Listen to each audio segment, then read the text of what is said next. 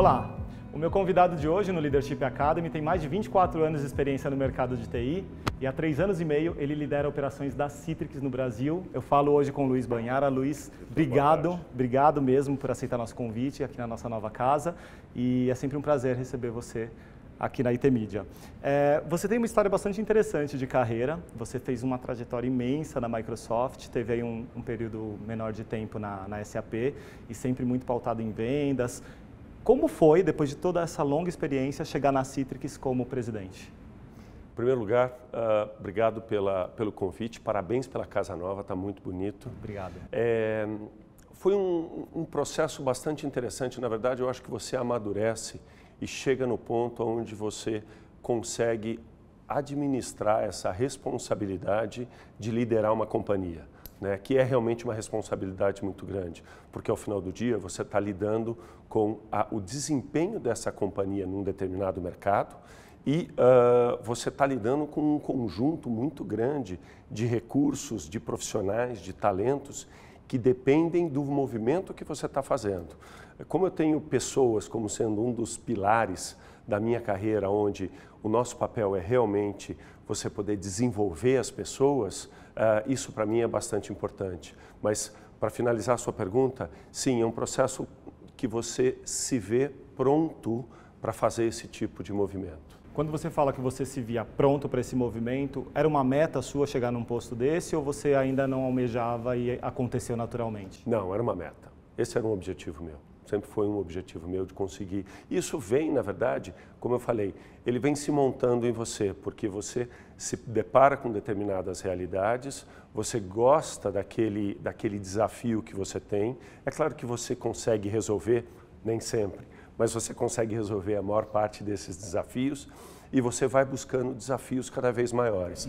Ele meio que está caminhando junto com você dentro desse processo. E sim, eu fui buscar esse tipo de oportunidade.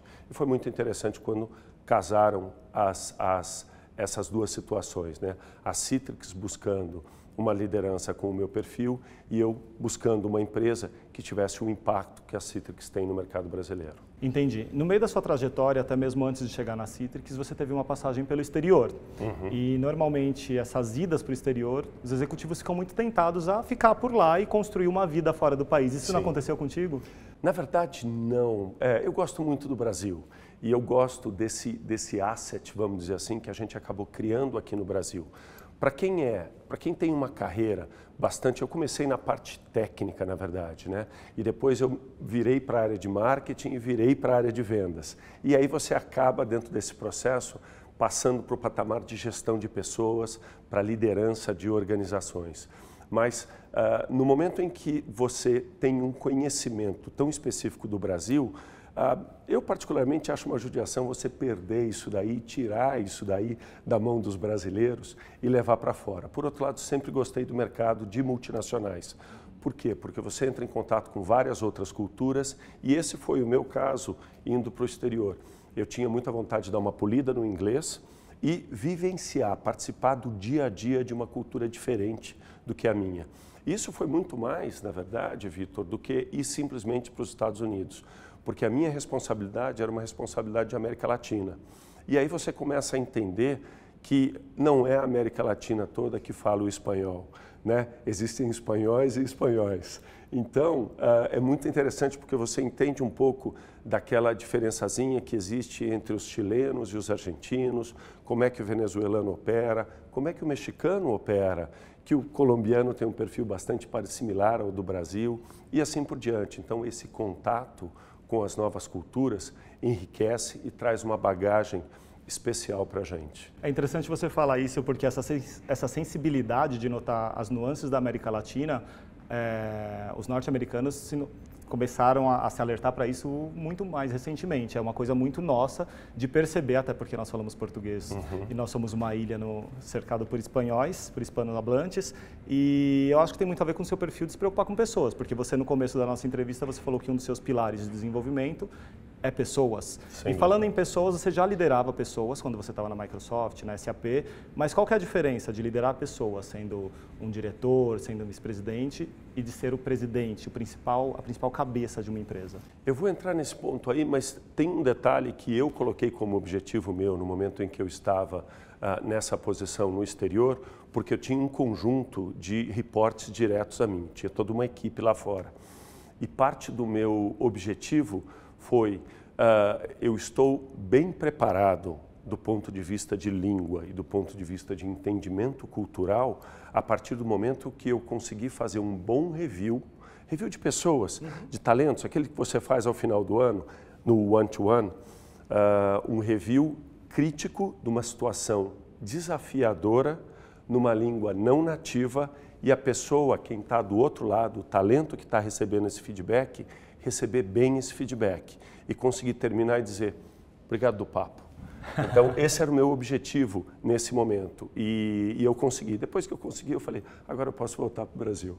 Mas, na verdade, parte do processo da gestão de pessoas, e você está numa posição de liderança, um presidente, um CEO, é justamente você conseguir fazer o empowerment das pessoas, né? O empowerment desses talentos. Eu acho que a palavra empoderamento está sendo um pouco mal utilizada ultimamente. Bastante. Né? Mas é você conseguir transferir esse conhecimento que você tem, agregar esse conhecimento àquele conjunto de pessoas que está à sua volta e essas pessoas fazerem um bom mix, um bom balanço entre o conhecimento que elas já tinham adquirido e o conhecimento que você está trocando com elas. E com isso, multiplicar esse efeito. Acho que essa é a principal diferença. Ao invés de você fazer, você sempre faz através dos outros. O que é extremamente gratificante, porque você vê aquilo que a gente chama dos high flyers, né, daquelas pessoas que têm um potencial muito grande se desenvolvendo dentro da organização, passando a liderar outras áreas e sempre fica aquela conexão, porque você participou do desenvolvimento daquela pessoa. Então, a partir desse momento em que ela assume uma atitude muito mais protagonista, ela volta constantemente para você falando, puxa, você sabe que eu tive uma situação similar àquela que nós conversamos naquela época e eu reagi assim, assim, assado.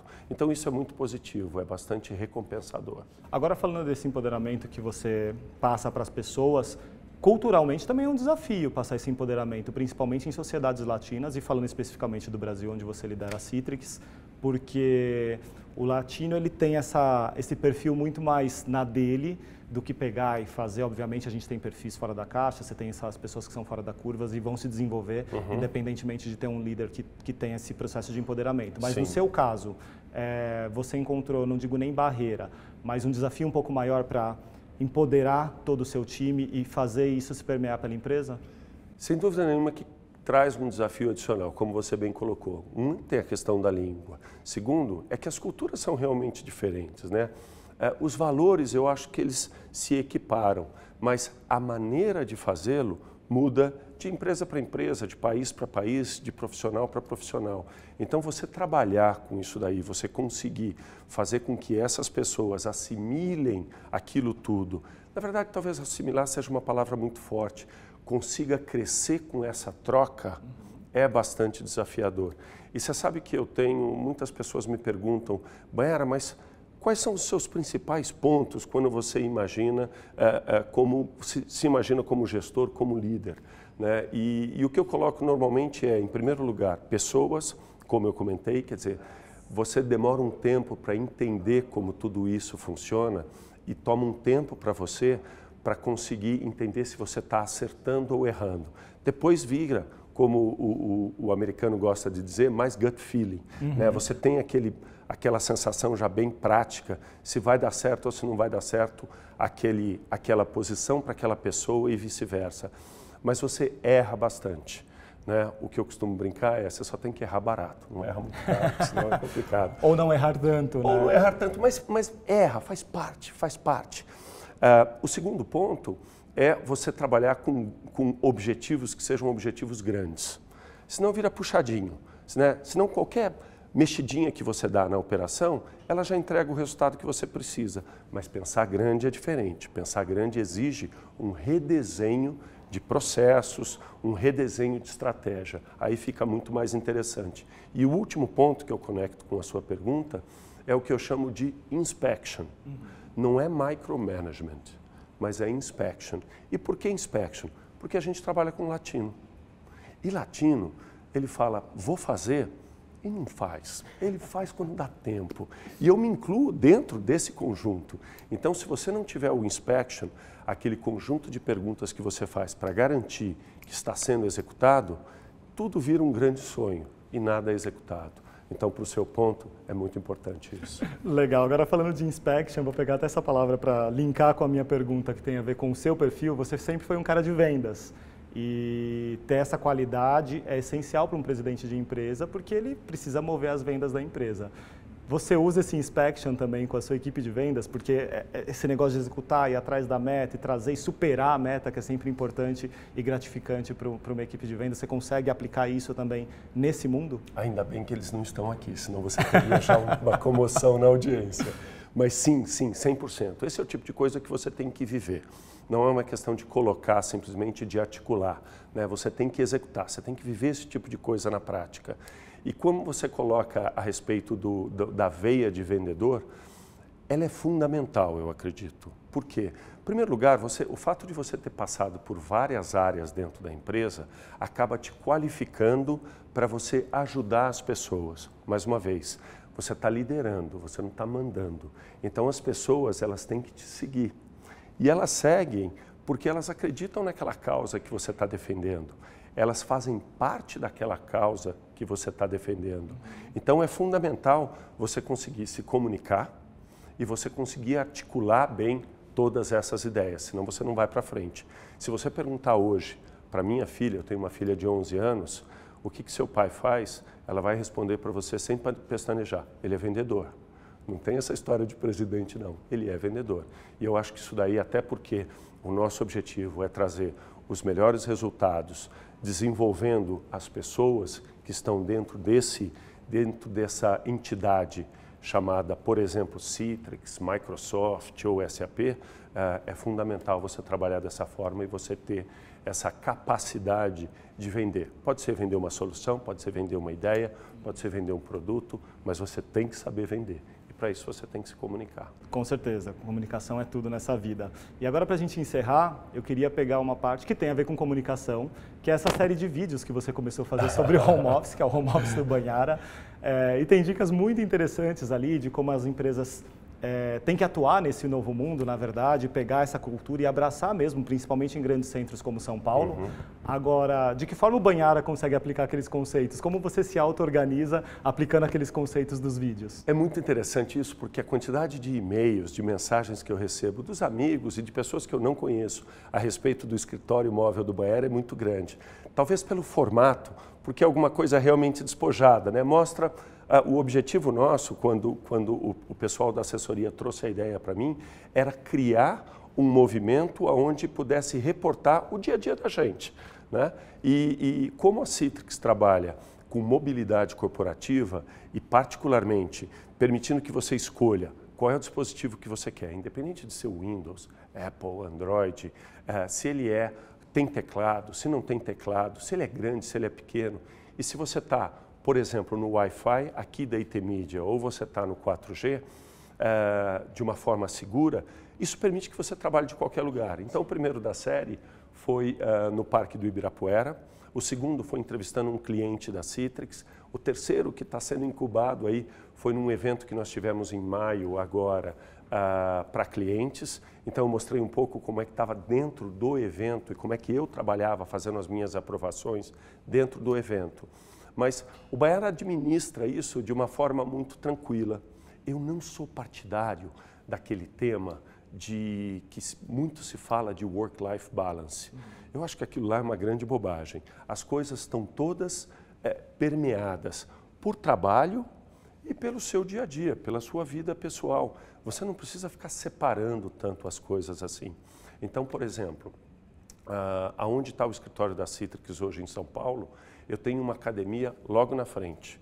Então, se eu sei que em função do fuso horário eu tenho que ficar até mais tarde no escritório e tenho uma aula de yoga às 3 horas da tarde e eu tenho uma brecha, eu vou na minha aula de yoga e volto para o escritório, não tem o menor problema. Se eu estou, eventualmente, numa situação onde eu preciso ficar em casa por algum motivo, eu fico, não tenho o menor problema, com tranquilidade eu tenho disponível todas as ferramentas que eu preciso para poder trabalhar. E hoje em dia a gente acaba perdendo muito tempo no trânsito, como você bem colocou, e no aeroporto. Então, isso permite que eu trabalhe, muitas vezes eu chego um pouco antes no aeroporto, você fala, nossa, Baiara, vai gostar de aeroporto assim lá longe. Mas não, na verdade o que acaba acontecendo é que para eu conseguir pegar um determinado call com tranquilidade, uma conferência que eu tenho que fazer e com acesso às informações que eu preciso, eu chego um pouco antes no aeroporto, conecto o meu fone de ouvido, armo faço o meu setup lá e faço a minha conferência com acesso a todos os dados que eu preciso, sem o menor problema. Você otimiza o tempo, né? Muito tranquilo. Não, legal. Banhara, obrigado. Foi um prazer conversar contigo. Obrigado mesmo por compartilhar todo o seu conhecimento e sua experiência conosco. Eu sou Vitor Cavalcante, eu conversei com o Luiz Banhara, presidente da Citrix no Brasil. A gente se vê. Até a próxima.